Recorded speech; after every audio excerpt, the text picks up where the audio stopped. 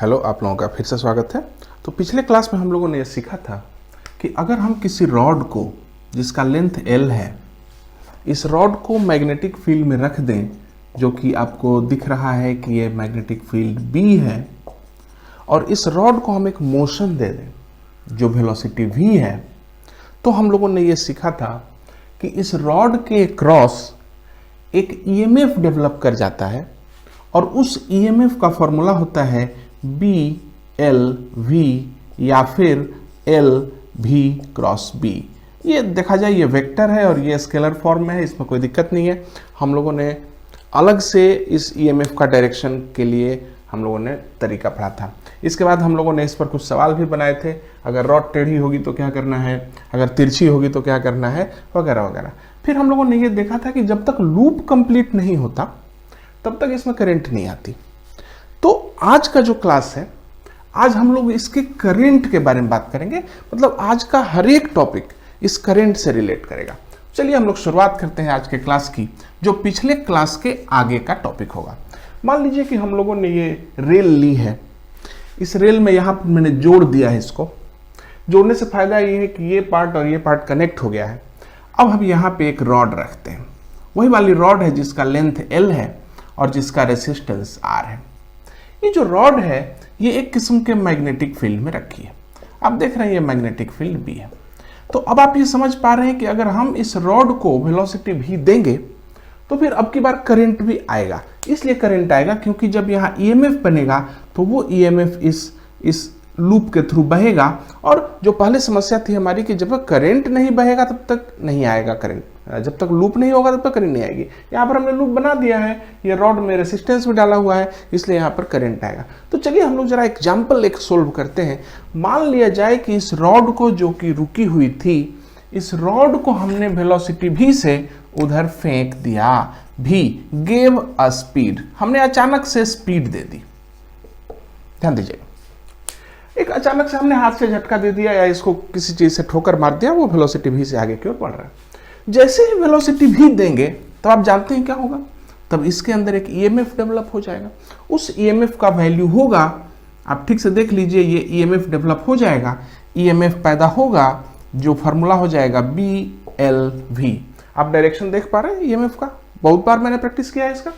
तो EMF develop हो चुका है, लेकिन आप देख रहे हैं कि चूंकि EMF डेवलप हुआ है और चूंकि लूप भी अवेलेबल है, इसलिए करंट डेवलप हो जाएगा, वो हो जाएगा BLV/R।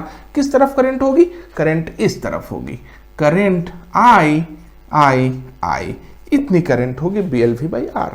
तो अगर ये रॉड इधर जा रही है वेलोसिटी V से और अगर करंट आ रही है तो इसमें दिक्कत क्या है, प्रॉब्लम है।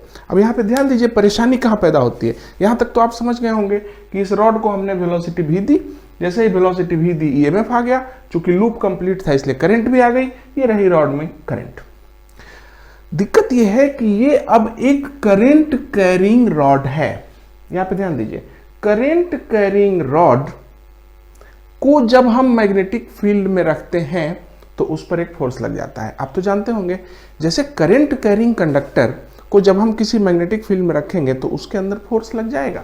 तो यानी कि अब ध्यान दीजिए इस बात पे कि अगर कोई करंट कैरिंग कंडक्टर किसी मैग्नेटिक फील्ड में रहे तो उसके ऊपर एक फोर्स लग जाता है। So this current will get a force now, उस पर एक फोर्स लग जाएगा।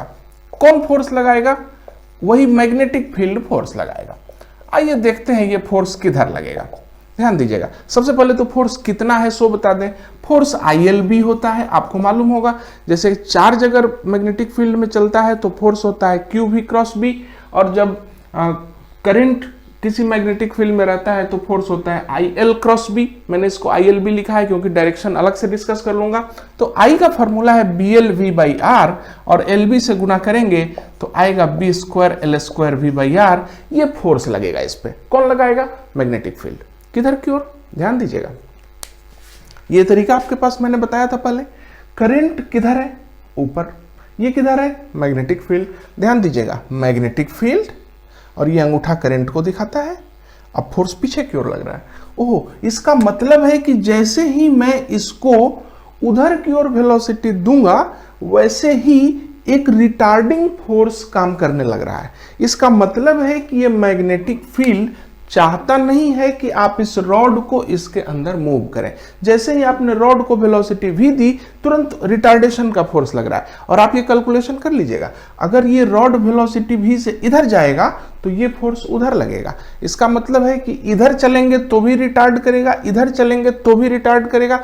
मतलब है कि जो नेचर है, जो सिस्टम है, वो नहीं चाहता है कि किसी भी करंट कैरिंग कंडक्टर में ऐसी करंट बहे वो मैग्नेटिक फील्ड में मूव करे।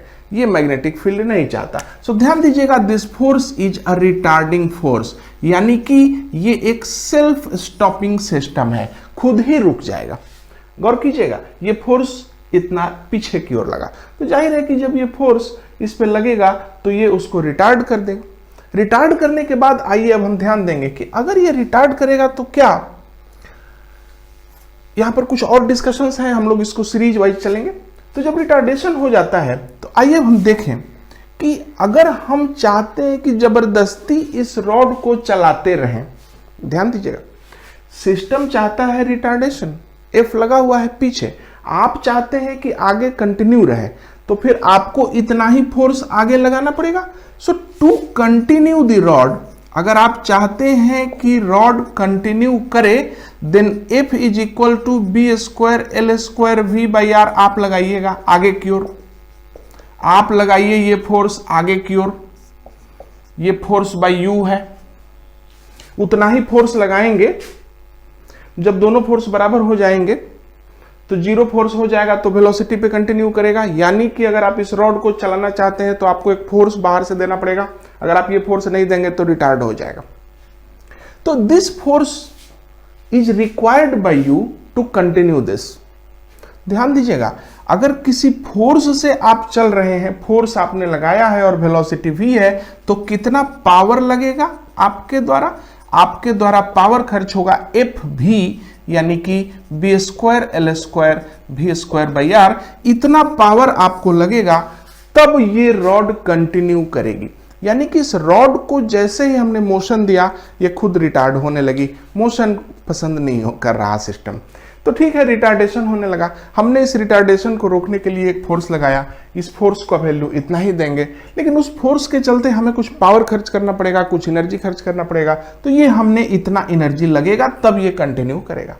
अब हम सोचेंगे कि भैया हमने इस सिस्टम में इतनी सारी एनर्जी दे दी, तो कहाँ गई एनर्जी? ध्यान दीजिएगा जरा सा, एनर्जी कहाँ गई?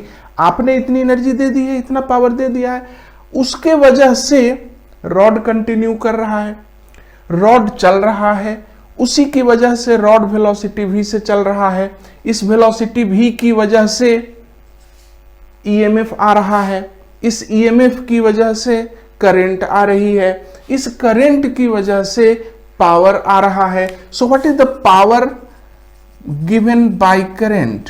करंट आपको कितना पावर वापस कर रही है? तो आप जानते हैं कि करंट के पावर का फॉर्मूला क्या होता है? I square R. ये रहा आई, जरा उसको स्क्वायर कर लीजिए, B square L square V square by R square into R, cut जाएगा B square L square V by are.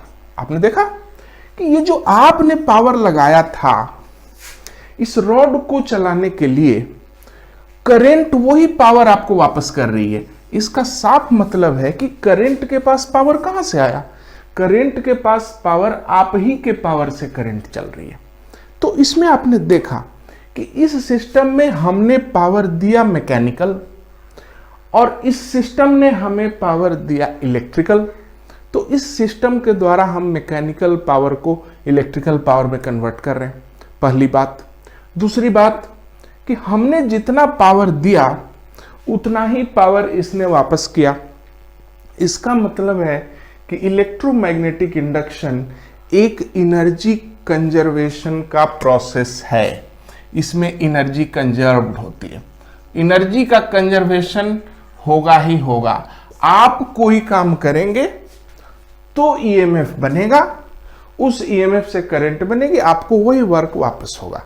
इस बात पे आप ध्यान दीजिएगा। सो एनर्जी कंजर्वेशन, नेचर जो है, प्रकृति जो है, एक बिजनेस वुमन है, बिजनेस करती है। आप एनर्जी दीजिए, ये आपको वापस करेगी। बिना एनर्जी के कुछ नहीं मिलेगा। आप जब तक वर्क नहीं करेंगे आपको कुछ नहीं मिलेगा। सो हम लोगों ने आज का पहला पॉइंट पढ़ा कि जब हम इस प्रकार के सिस्टम को चलाएंगे तो हमें उस सिस्टम को चलाने के लिए एनर्जी देनी पड़ती है, और वो जब देंगे, जब हम चलाएंगे तो फिर वो भी करंट देगा और वही एनर्जी वापस करता है जो कि हमने उसको दिया था। चलिए, ये आपने पढ़ लिया एनर्जी कंजर्वेशन, परीक्षाओं के लिए टॉपिक काफी इंपॉर्टेंट है। अब हम आगे बढ़ेंगे और देखेंगे, फिर से इसी बात पे डिस्कशन कर लेते हैं, क्योंकि बहुत सारे क्वेश्चंस मैंने देखे हैं इन टॉपिक्स पे आते रहते हैं। हम लोग अभी मोशनल ईएमएफ को डिस्कस कर रहे हैं। फिर से आइए इसी को बनाते हैं।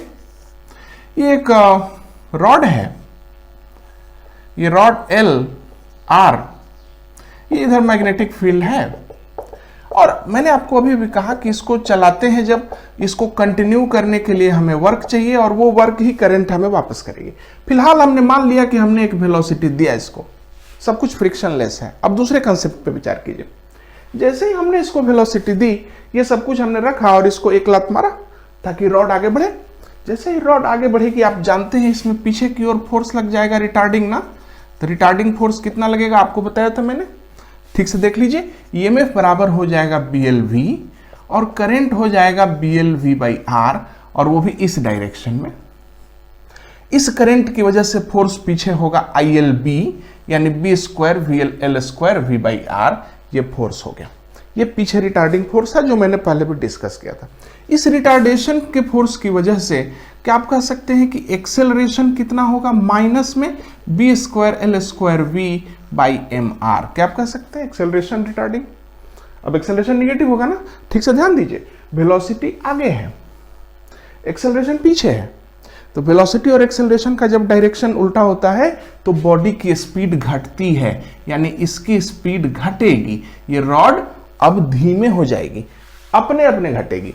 जब घटेगी तो आइए हम लोग एक रिलेशन निकालने की कोशिश करें। एक्सेलरेशन को आप लिख सकते हैं dV/dt बराबर -B²L² V/mR। इसको ट्रीट कर सकते हैं, v को इधर लिख दीजिए और dt को उधर लिख दीजिए, तो आप पाएंगे dV/v बराबर -B²L² dt/mR। इसको लिमिट, इसको इंटीग्रेट कर दीजिए। जैसे आप इंटीग्रेट करेंगे तो पाएंगे कि जब टाइम का वैल्यू 0 था तो हमने एक वेलोसिटी दी थी अच्छी खासी, क्या मान लेते हैं उसको, वेलोसिटी v0। आपने शुरू किया था वेलोसिटी v0 से मान लीजिए, और उस समय जब टाइम का वैल्यू 0 था तो वेलोसिटी का वैल्यू v0 था, और जब टाइम का वैल्यू t था तो हमें वेलोसिटी चाहिए।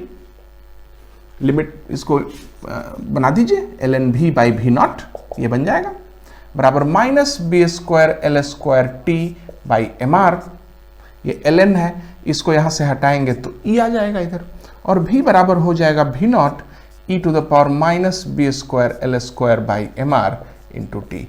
ये एक रिलेशन रहा। ये रिलेशन क्या शो करता है, इस रिलेशन को देखिए, साफ पता चलता है कि velocity at a moment is time dependent, यानी ये एक्सेलरेटेड जैसा सिस्टम है, वेलोसिटी कांस्टेंट नहीं है, ये वेलोसिटी टाइम के साथ चेंज हो रही है। साफ दिख रहा है कि वेलोसिटी टाइम डिपेंडेंट है। दूसरी बात है, ये एक्सपोनेंशियली फॉलिंग क्वांटिटी है। जब टाइम t का वैल्यू 0 देंगे तो v का वैल्यू v0 है, यहां साफ दिख रहा है, क्योंकि जैसे टाइम t का वैल्यू 0 देंगे ये पूरा पार्ट 0 हो जाएगा, e टू द पावर 0 1 हो जाएगा, तो v का वैल्यू v0। तो आपको पहले ही कहा था कि जब टाइम t इक्वल टू 0 है तो v इक्वल टू v0 है, लेकिन जब time t equal to infinite होगा तब v इक्वल टू 0 होगा। यहाँ पे ध्यान दीजिएगा कि आइडियली जैसे जैसे इसकी स्पीड कम होती जाएगी वैसे वैसे ये फोर्स भी कम होता जाएगा, वैसे वैसे एक्सेलरेशन भी कम होता जाएगा। तो जितनी वेलोसिटी कम होगी एक्सेलरेशन भी कम हो रहा है, रिटार्डेशन भी कम हो रहा है, और इसीलिए सिस्टम इन्फिनाइट टाइम पे जाके रुक जाएगा। और हम लोग इसका एक ग्राफ भी खींच सकते हैं। इसका ग्राफ कुछ इस प्रकार का आप खींच सकते हैं, वेलोसिटी विथ टाइम खींचेंगे तो इस प्रकार का एक ग्राफ आएगा जिसमें टाइम t इक्वल टू 0 पर वेलोसिटी v0 हो और time t equal to infinity पे ये बॉडी जो है रुक जाएगी। तो ये केस हुआ जिसमें हम लोग देख रहे हैं कि अगर एक रॉड को हम मार दें, यहां से चला दें, तो चलाने के बाद ये रॉड खुद ब खुद स्लो होती हुई धीरे धीरे धीरे धीरे इन्फिनाइट टाइम के बाद रुक जाएगी। वो तब होगा जब फ्रिक्शन नहीं है।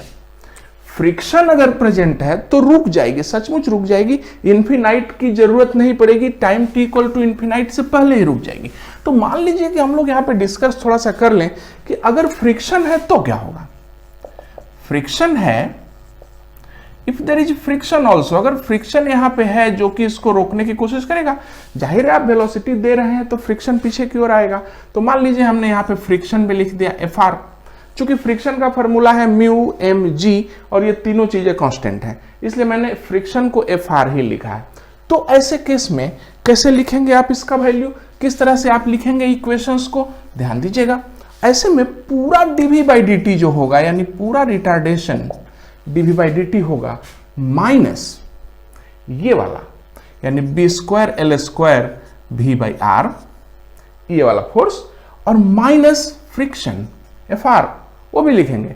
या आप चाहे तो एम भी यहाँ पे है, सॉरी, आप इसको चाहे तो म्यू एम जी लिख सकते हैं, मुझे इसमें कोई दिक्कत नहीं है। फ्रिक्शन का जो भी वैल्यू आता है आप उसको यहाँ पे लिख देंगे, मुझे कोई ऐतराज इसमें नहीं लगता।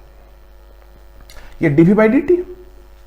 अब यहाँ पे ध्यान दीजिए कि इसको जरा सा ठीक कीजिए। So DV by D T आएगा minus B square L square भी minus M R F by M R, आप इसको लिख सकते हैं इस तरह से। और अब लिखेंगे डीवी बाई ये वाला minus B square L square भी minus M R F is equal to D T by M R. अब आप इसको इंटीग्रेट करने के लिए रेडी हैं। जैसे ही आप इसको इंटीग्रेट करेंगे, मैं सिर्फ ये पर्पस मेरा ये है कि मैं आपको बता दूं कि विभिन्न कंडीशंस में हम लोग डिफरेंशियल इक्वेशंस को कैसे निकालते हैं।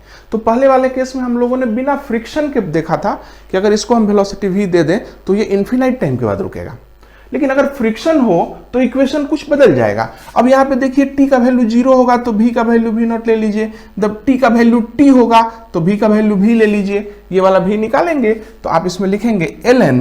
अब ठीक से देखिए कैसे निकलेगा, ये v का जो इसका जो याद रखिएगा dx by ax plus b को अगर हम इंटीग्रेट करें तो आएगा 1 by a ln ax plus b, यानी a का जो कोफिशिएंट है वो आगे आएगा, तो यहाँ पे v का जो कोफिशिएंट है वो आगे आएगा, यानी आएगा minus 1 by B square L square, ये पार्ट आगे आएगा, ln minus B square L square v minus M R F, इसी को आप इंटीग्रेट करिएगा v नॉट से v तक, बराबर आएगा t बाई एम आर। आप इसको इंटीग्रेट आराम से कर दीजिए। आज इसको जब आप इंटीग्रेट करेंगे इसको आप ऊपर लेके चले जाइए, मुझे इसमें कोई एतराज नहीं है, बी स्क्वायर एल स्क्वायर हो गया।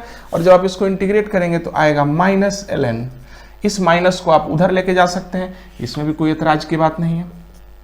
आएगा ln minus B square L square V minus M R F by minus B square L square V nought minus M R F, ये आ गया बराबर इतना। जब आप ln को यहां से हटाएंगे तो वो आएगा e to the power minus B square L square T by M R. अब आप यहां से v का वैल्यू निकाल सकते हैं, गेट v, क्योंकि जैसे ही आप v का वैल्यू निकालेंगे ये वाला पार्ट जो है ना जाके इसमें गुना होगा, minus B square L square V nought minus M R F, ये गुना हो जाएगा, यहाँ से पूरा उठ के उधर चला जाएगा। अब फिर आप भी निकालिएगा, मैंने कहने का मतलब है कि आप भी निकालिए, वो भी उस वाले भी से अलग होगा। और इस वाले भी की खासियत होगी कि इसको जीरो होने के लिए इन्फिनाइट टाइम की जरूरत नहीं पड़ेगी। भाई वीडियो बन रहा है, हर चीज उसमें नहीं जा सकते, तो इस तरह से हम लोग इक्वेशन को खींच लेंगे।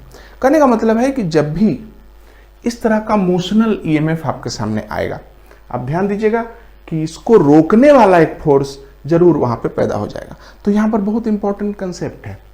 कंसेप्ट ये है कि जब भी आप सिस्टम के अंदर किसी भी नेचुरल प्रोसेस के अंदर इलेक्ट्रोमैग्नेटिक इंडक्शन करने का प्रयास करेंगे तो उस इलेक्ट्रोमैग्नेटिक इंडक्शन के फलस्वरूप जो करंट आएगी, जो ईएमएफ आएगा, वो उस तरफ होगा कि आपके एफर्ट को अपोज करें।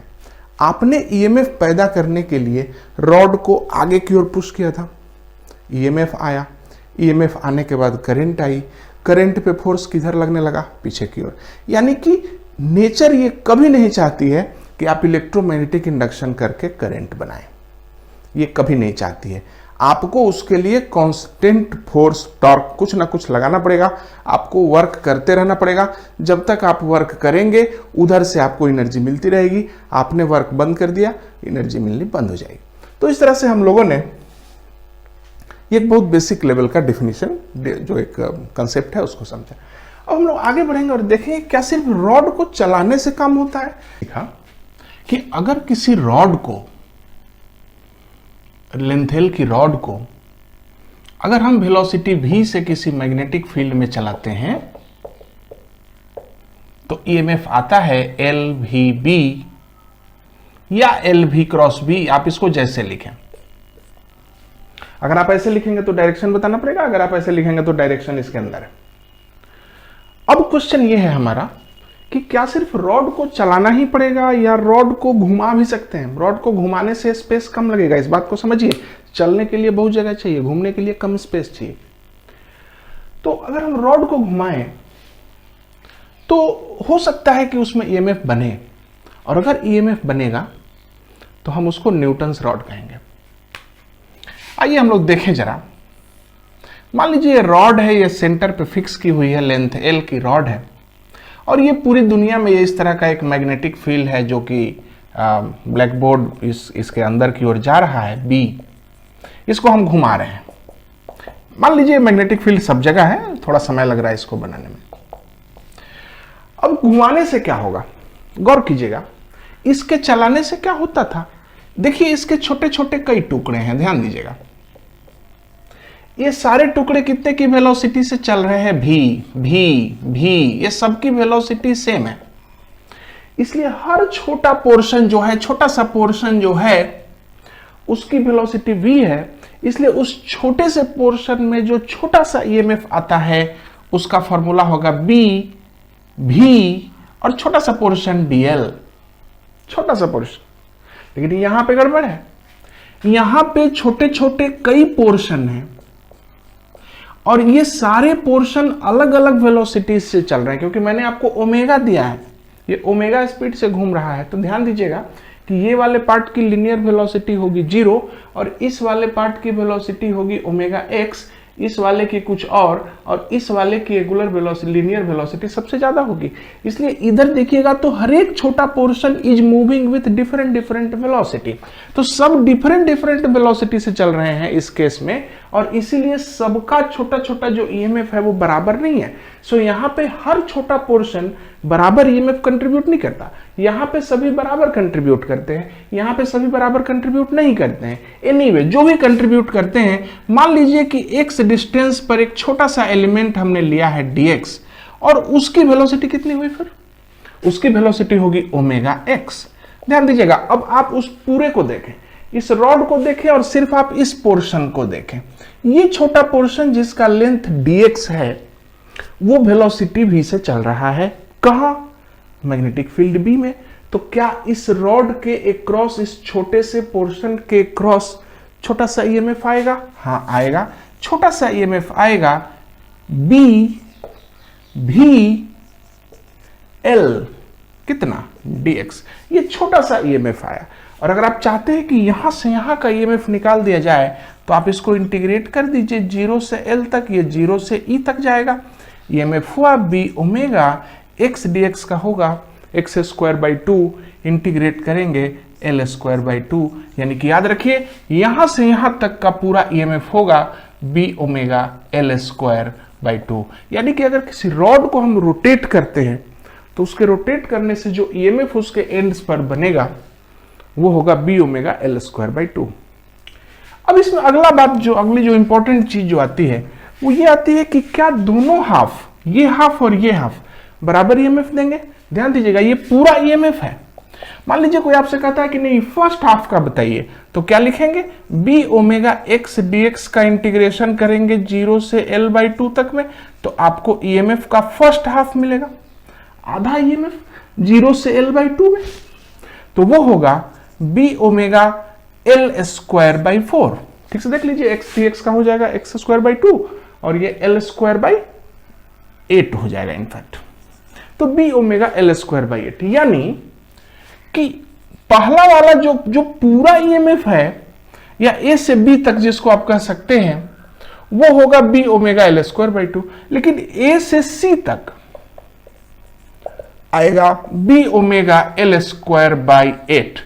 तो C से B तक क्या होगा, वो होगा B omega L square by 2 minus B omega L square by 8। मैं आपको ये समझाना चाहता हूं कि ट्रांसलेशनल ईएमएफ में सारे पॉइंट्स, सारे छोटे छोटे जो एलिमेंट्स हैं बराबर ईएमएफ कंट्रीब्यूट करते हैं, लेकिन रोटेशन वाले में जिसमें रॉड घूमती है उसमें हर पार्ट अलग अलग वेलोसिटी से चल रहा है, इसलिए अलग अलग ईएमएफ कंट्रीब्यूट करता है। इधर वालों की वेलोसिटी थोड़ी कम है, इसलिए ये पार्ट जो है कम ईएमएफ कंट्रीब्यूट करता है, और इधर वालों की वेलोसिटी ज्यादा है, इसलिए वो पार्ट ज्यादा कंट्रीब्यूट करता है।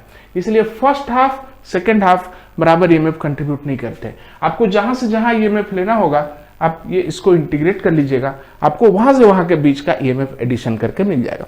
इस वाले को हम कहेंगे, इस नए ईएमएफ पैदा करने के सिस्टम को कहेंगे हम रोटेशनल ईएमएफ। वो हो गया ट्रांसलेशनल ईएमएफ और ये हो गया रोटेशनल ईएमएफ। अब ठीक से देखिए, रोटेशनल ईएमएफ में बहुत सारे सवाल हैं, अक्सर सवाल आते हैं, ये घुमाने वाला तो अक्सर आता है।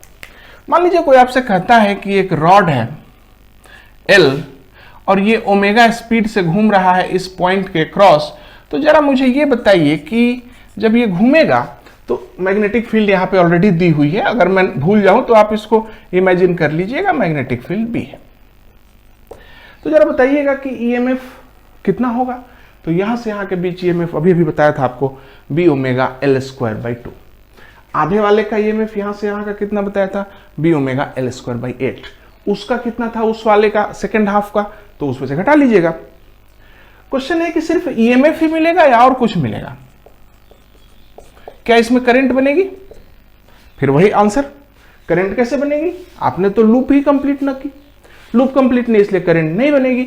लूप कैसे कंप्लीट करेंगे? लूप कंप्लीट करने के लिए आप इसको सबसे पहले एक वायर, एक गोला जो है एक वायर बना दीजिए पहले, और इस वायर में देखिए ठीक से, ये वाला जो पार्ट है ये इस वायर से कनेक्ट है और एक यहां पे पॉइंट है, इसलिए इस पॉइंट को हम लोग को जोड़ना पड़ेगा किसी अन्य सिस्टम से, जैसे मान लीजिए R1 से जोड़ दीजिए। अब ठीक से देखिए, अब लूप कंप्लीट हो गया। जब ये घूमेगा तो यहां पे ईएमएफ बनेगा। ईएमएफ कितना बनेगा? जस्ट लुक एट दिस, कितना बनेगा? B omega L square by 2। और ये जो ईएमएफ बना उसके चलते लूप में करंट बहेगी। लूप यहां कंप्लीट हो चुकी है, तो किस तरह से बनेगी? इसका एक इक्विवेलेंट सर्किट ड्रॉ कर लीजिए। इक्विवेलेंट सर्किट कैसे ध्रा होगा मैं आपको बता रहा हूं, क्योंकि ये सब चीजें बहुत सारी इंपॉर्टेंट चीजें। मान लीजिए इसको सेंटर को ए कहेंगे, जीरो कहेंगे, इसको ए कहेंगे। ठीक है, ध्यान दीजिए, सेंटर इज एट ओ, ये रेसिस्टेंस है, तो रेसिस्टेंस के बाद ये जो पॉइंट है वो कोई पॉइंट होगा, परंतु याद रखिए कि जो वायर है जिसमें रेसिस्टेंस नहीं है वो सब सेम पोटेंशियल पे होता है। तो ये ए वाला जो पॉइंट है वो सेम पोटेंशियल पे कनेक्ट है, क्योंकि यहां पे पूरा ये वायर है, एक जीरो रेसिस्टेंस का ये एरिया है, इसलिए ये सारे पॉइंट ए ही होंगे। अगर यहां रेसिस्टेंस होता तो कुछ और होता। अब आइए हम लोग देखते हैं कि जब यहां पे वायर नहीं है, सिर्फ यहां एक रेसिस्टेंस है, तो इक्विवेलेंट सर्किट कैसे बनाएंगे। तो आप देखिए, ओ से लेकर ए के बीच एक रेसिस्टेंस R1 है, फिर O से A के बीच एक बैटरी भी है जिसमें A पॉजिटिव पर है, सो हम इसको ऐसे लिख सकते हैं B omega L square by 2। अब देखिए कि क्या यहाँ पे कोई करंट दौड़ेगी? बिल्कुल दौड़ेगी। आप देख लीजिए इक्विवेलेंट सर्किट बनाने के बाद इसमें करंट होगी B omega L square by 2R1।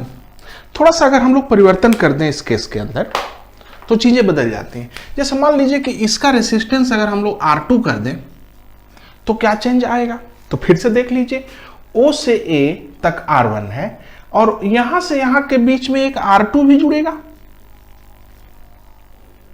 तो अब क्या होगा? अब करंट होगी this by R1 plus R2।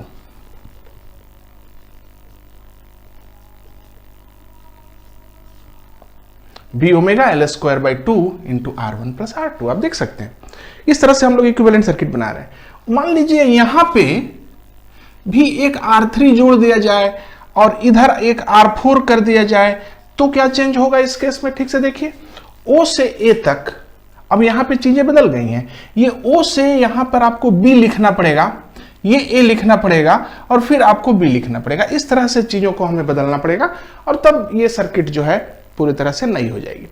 तो मान लीजिए कि जो डिस्कशन है, हमारी जो सूरत है, उसके हिसाब से हम समझ गए कि करंट बहेगी, करंट कितनी होगी हम लोग निकाल सकेंगे।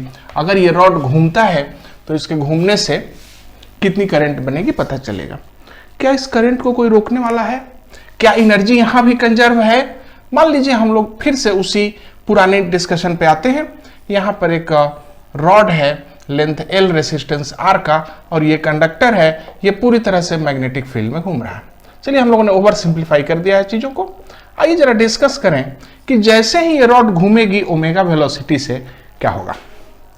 जैसे ही ये रॉड घूमेगी ओमेगा वेलोसिटी से एक ईएमएफ जनरेट होगा और वो होगा B omega L²/2। Clear? Current कितनी होगी? करंट तो आपको मालूम है, आप इक्विवेलेंट सर्किट बना लीजिए। जैसे ही आप इक्विवेलेंट, ये इसको मिलाना पड़ेगा, सॉरी ये पहले इसको मिला दिया मैंने, ये कोई रेसिस्टेंस नहीं है, सिर्फ एक ही रेसिस्टेंस है पूरे में R। तो करंट होगी बी ओमेगा L²/2R, इसमें करंट मिलेगी और करंट का डायरेक्शन होगा इधर की ओर। क्लियर? अब जब वो करंट होगी तो अब जरा ध्यान दीजिएगा, अब मैंने फिर से वही गड़बड़ हो गया कि जब हम इस कंडक्टर को घुमाएंगे तो करंट बहेगी, लेकिन जैसे ही करंट बहेगी ये मैग्नेटिक फील्ड इसके ऊपर एक फोर्स लगाएगा।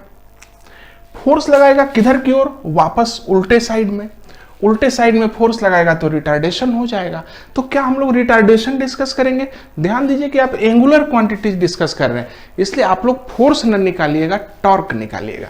ध्यान दीजिए, अगर ये आई बह रही है तो इसके हर छोटे पार्ट पर छोटे छोटे फोर्सेस लग रहे हैं। ध्यान दीजिएगा, आप जानते हैं कि हर जगह पे करंट का वैल्यू तो सेम है, हर जगह करंट का वैल्यू सेम है, लेकिन इसमें से हर एक अलग अलग डिस्टेंस पर है। गौर कीजिएगा, हर छोटे पार्ट में करंट सेम है परंतु हर छोटा पार्ट अलग डिस्टेंस पर है, इसलिए फोर्स तो सब पे सेम होगा परंतु टॉर्क सबका बदल जाएगा। इसलिए आइए ओवरऑल हम लोग टॉर्क निकालें कि जब ये करंट बही तो इस करंट पर टॉर्क कितना लगेगा।